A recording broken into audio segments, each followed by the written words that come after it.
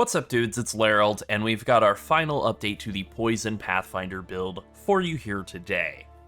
This definitely wound up being the build of the league for us. It really scratches the same itch as Toxic Rain Pathfinder does in PoE 1, and it's very likely to be a build that we revisit in future leagues. This also isn't a huge set of changes from the last update, but it is the set of changes that we really needed to make the build feel just right. So let's get into it, but first be sure to subscribe to the channel if you haven't already. Join the Discord as well. We're pretty close to 1,400 members and definitely wanting to hit that mark before the next PoE 1 league. Alright, so let's go ahead and start with the skills, and I'm going to kind of treat this like you haven't seen the build every single one of our updates so far. So the main way that we're playing, the main way that we're zipping through maps, we're obviously riding around on Aroa. Ultimately, it makes you so fast, it allows you to zoom very smoothly. I wouldn't give it up, but you can. We're using Poisonburst Arrow pretty much exclusively for clearing, and I mean that in kind of both senses. It's basically the only skill that I'm really casting when running around maps clearing monsters, but also I'm pretty much only using it for that purpose. I'm not using it for single target damage at all. For single target damage, it is a bit more of a process. We've cut out Despair, which really fixes like a lot of the issues, fixes the need for super high int, fixes the need for like an offhand weapon setup, with like a wand and stuff. It fixes any of the mana issues that come with having a super high mana cost on a curse. And instead what we've gone with is Stormcaller Arrow and Voltaic Mark in an offhand weapon setup to give like a very, very, very large shock. I'm getting 100% increased damage out of that shock on crits. And that actually winds up being way stronger than Despair ever was in terms of maximizing damage, and that is because of the way that we have Stormcaller Arrow and Voltaic Mark set up. Now, of course, like I said, we're not using Poisonburst Arrow for single target damage. It is just simply you throw it on Gas Arrow, and then you just bomb Toxic Growth Pods into it, and you just kind of do that. You actually don't want to do it as fast as possible. You kind of want to do that slightly slower so that they hit, grow, and explode.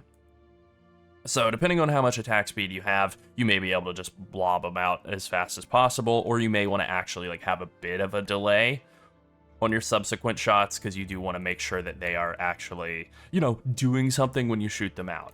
Gas Arrow is really amazing for this. The reason I don't just like use Gas Arrow to clear exclusively, sometimes I'll throw it down if I'm having like one little monster that's running around and being kind of annoying, but there's really two reasons. One, Gas Arrow just doesn't have very great single target damage scaling, and second, it's not able to leech. And I'll go ahead and mention mana now. We are leeching mana basically through the like direct damage hits of Poisonburst Arrow, and I'm getting mana leech from the weapon. Really isn't the best place to do it. You're better off getting it from a ring or gloves. Technically speaking, you can play without Mana Leech. You can just chug Mana Flask all day. Mana on kill is really good. That is a stat you can technically get on weapon, although it's not great. I think the best place to get it is just from a Rare Sapphire or potentially a Heart of the Well, but I think Rare Sapphire really is better. You can get like Mana on kill, you can get max ES, you can get crit damage bonus, magnitude of ailments, all of that. And so that's pretty much it for the skills. As you can see, we've cut out Despair. We've also cut out Vine Arrow. That was just a very annoying thing to try to maintain near bosses and hope that it would add in some damage from the Toxic Growth exploding on it. I never really found it to be that amazing. I definitely found that the damage went up by having Stormcaller Arrow, and so I'm just going to talk a little bit about the support gems now. We're still using Deadly Poison and Bleed attached to Poisonburst Arrow, and that's because we're using Herald of Blood. Poison and Bleed are both built into that. Bursting Plague to get more clear out of that poison, Overreach for more AoE, and then Deadly Poison just so that it does more damage. I've seen some people play around with Admixture support. That's a thing you can do with Deadly Poison, or like instead of Deadly Poison on Herald of Blood. It's also something you could do instead of like Fork on Poisonburst Arrow. That is a potential option for more single target, but since we're using Poisonburst Arrow pretty much for clear and Toxic Growth and Gas Arrow for single target, I really don't think it's necessary. Another gem that people like to use with Poisonburst Arrow, and I haven't been quite as big a fan of, is the Nova Arrow support, or Nova Projectile support. So that's something you can do. It'll definitely give you like very zoomy clear. It is a 40% less damage modifier, which is why I don't totally love it. It's also not as good for off-screening as getting like Fork and having forked projectiles zap off-screen.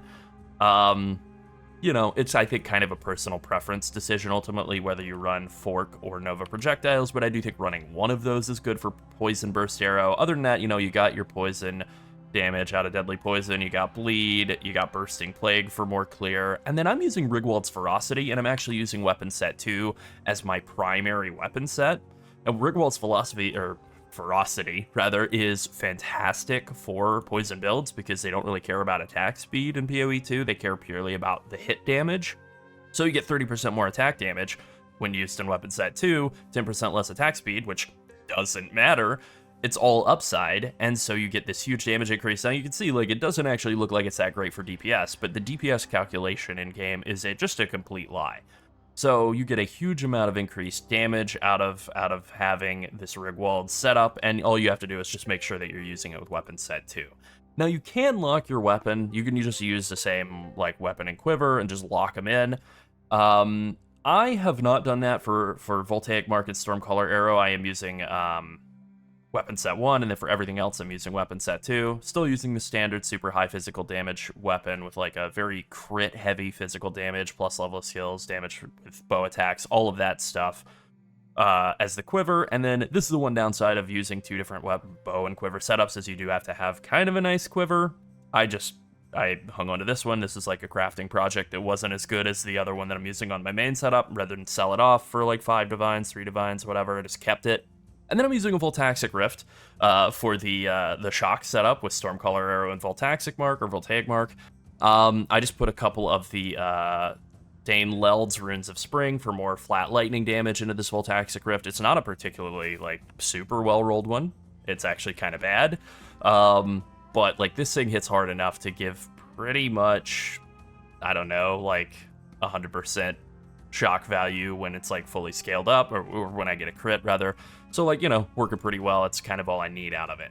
So we're still using pretty much all the same standard support gems for Toxic Growth. You know, Long Fuse, Concentrated Area, Arakali's Lust, Deadly Poison, and Escalating Poison. All stuff that maxes your single target damage. Gas Arrow, we're using Multi-Shot, Deadly Poison. Persistent Ground, which makes it so that your ground won't be exploded by fire surfaces on the ground. You can see that final line. Ground surfaces created by supported skills can't be destroyed except by expiring. Great. And then Encroaching Ground gives you scaling AoE. Overreach gives you scaling AoE, so you get duration, you get, like, big AoE scaling, and you can see how big the cloud gets as it just sits there and goes. Huge, right?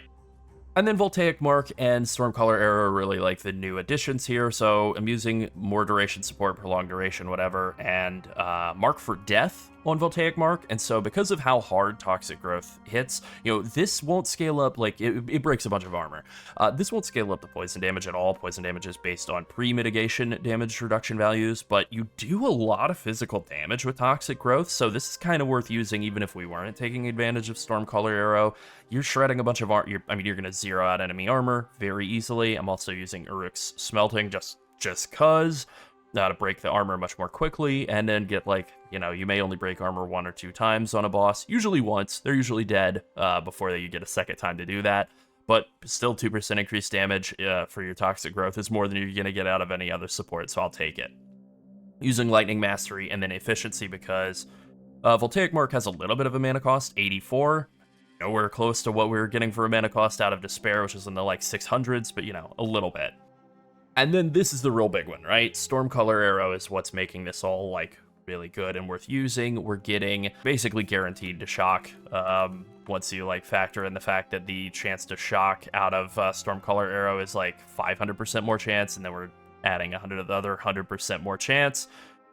Then we're adding Lasting Shock, so increased shock duration. We already get a lot of shock duration out of the quality levels from the Stormcaller Arrow. We're also adding an Overcharge. Shocks caused by supported skills are increased, but then they're also reflected back to you, which sounds bad, but then you can add in Commiserate, and so usually the way that I will play this, Commiserate will make it so that your ailments will have much stronger ailment magnitude if there is that ailment on you, and it will remove it and then add it to the enemy when you're applying it. And so what you could do is basically, like, double or triple tap those Stormcaller Arrows out, and that will give you, like, very, very, very strong, you know, 100% shock, essentially. And then we're using Chaos Attunement just simply because we're using the Voltaxic Rift, and that's pretty much it. We don't have any sort of lightning damage scaling in the build at all. You could definitely use Lightning Attunement if you wanted, if you were just using your regular bow, that is absolutely what I would recommend doing instead of Chaos Attunement. I'm just doing this because I wanted to fit Voltaxic Rift into a build for once, and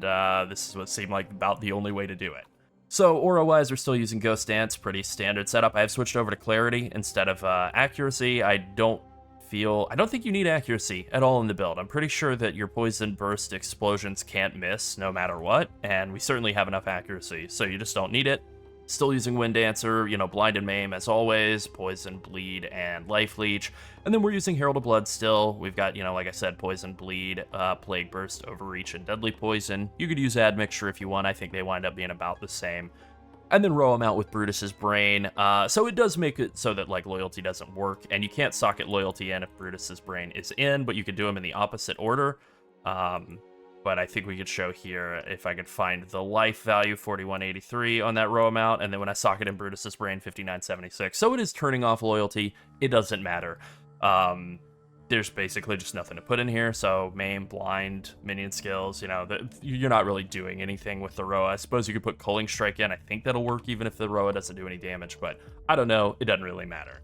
So that is the skill setup, and the way that we're bossing is basically I'll like to set down a gas arrow before the boss comes out, maybe throw out a Toxic Growth right before they come out, and then hit them with a Stormcaller arrow so that I'll go ahead and be charging up to explode, because it does have a bit of a delay, as you can see. And then Voltaic Mark, rather. And then just basically just hit them with the 1-2 combo of gas arrow and Toxic Growth. Over and over again, and they will be dead very, very, very quickly. This definitely bosses better than it did when I thought we had hit kind of the pinnacle of bossing on this build. I was wrong. This is way stronger, a lot stronger than it was before. Alright, so obviously to accommodate for that change in skills, we have had a change in the tree, and so as you can see, a lot of the stuff that I previously had on the weapon set 1 has been swapped over to weapon set 2 to accommodate for the Rigwald's Ferocity, Staggering Palm and Leeching Toxins and Killer Instinct. A lot of these bonuses that were still part of the tree before are still part of the tree now, but, have swapped those around. Also because we are using the Against the Darkness over here along with From Nothing, I have taken a couple of points out of evasion rating and actually slapped them over here into just some small passives that give evasion and energy shield, and I found that it bumped my effective health up quite a bit. It gave me a lot more base energy shield, as you can see, 4,300 or so a base energy shield. Yeah, I felt that gave me a pretty significant shot in the arm in terms of just having more ES. I don't know, there's some funky breakpoints with deflection and stuff. It's definitely optional, but kind of nice for getting a bit better evasion and energy shield scaling after having swapped chests from one that had very high evasion and energy shield to one that had pretty high evasion and energy shield and then had enough spirit to be able to use the Roa. So we're still taking all the poison nodes, with the exception of low tolerance, which just isn't really all that great. It looks like it's great, but this is very much POB bait. But all the rest of the poison nodes throughout the tree are really great. And then all of the stuff in red is the stuff that we're using for the Stormcaller arrow setup, and I'll kind of hit on all of that now. And this is why the shocks are so huge and why they last insanely long. I can show that off in game here. I believe they last for 30 seconds. Here we go. Shocks last for 28.8 seconds. So you only ever have to shock an enemy one time. Basically, there's nothing that's going to live that long. And the reason that your shock lasts so long and hits so hard is we're taking all of these nodes down here to Frazzled and also to Rattled. So we're getting just huge shock duration, huge increase of shock magnitude. Also taking Harmonic Generator, so magnitude of shock you inflict with crits is going to be larger. This is why sometimes you'll be able to get to 100% with that Voltaic markup. Also, General Electric, just, increased chance to shock. You're guaranteed to shock with every hit. And then Unbound Forces here as well, increased shock duration, magnitude of shock you inflict, and because I'm not playing a build that's actually using lightning damage, I'm, like I said, Voltaxic Rifting it, I thought that Storm Surge wasn't worth taking. I would just rather take the middle one, but if you are playing, if you're not using Voltaxic Rift, then I think you're better off going with Storm Surge instead of the middle line like I am with Voltaxic Rift.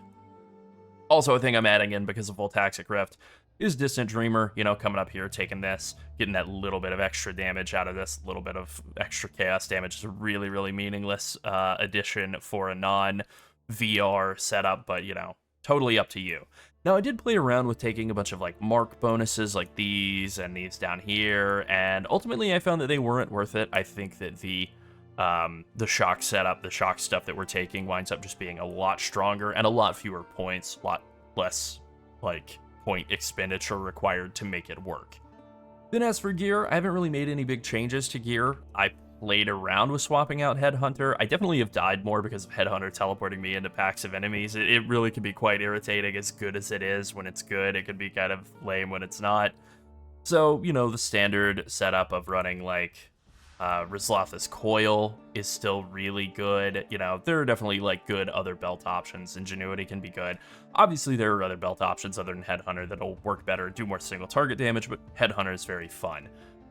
Ultimately, I would say the biggest thing that you want to go for is just try to get as much deflection rating converted to evasion as you can. You might only be able to get that on like 1 or 2 pieces of gear, like body armor and boots. That's huge if you can get it, but then as much just energy shield and evasion scaling as you can do.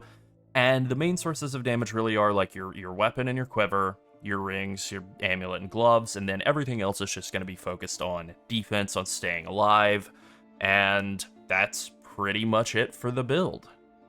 Alright, I know we've had a couple of commonly asked questions. I think the main ones have been like, you know, mana, how do we fix that? I kind of already answered that, but I think just mana leech on rings or gloves is really like the way to do it, and then also mana on kill on a rare jewel in your tree is another great way to sustain mana throughout mapping. I think another thing that's really asked a lot is just what should I upgrade first, and weapon is definitely the best thing to upgrade first. Sliver Tongue will carry you through the campaign and all the way up into like high tier mapping, like tier 15 non-juiced mapping, but to really make that transition into blasting bosses and blasting juiced up tier 15 and tier 16 maps, upgrading your weapon is really the most important thing to do. And then your quiver, and then your rings and gloves, and all the rest of it from there. Alright, that's it. That is Poison Pathfinder. What a build. I really have enjoyed it from the start all the way through to the finish. It's still October, so it's still spooky movie recommendation time, and I'm going to recommend another 80s classic, Hellraiser. It has by far the weirdest catchphrase of all the 80s horror movie franchises, and the sequels are really stupid and terrible, but the original's pretty fantastic. Andrew Robinson is a really great, terrifying actor. Be sure to like and subscribe if you enjoyed the video, and join the Skipping Sleep Studio Discord and become part of our community. And finally, thank you to all of our channel members. If you want to support us so we can keep making more PoE content, become a channel member or come boost our Discord. Thanks for watching. Bye.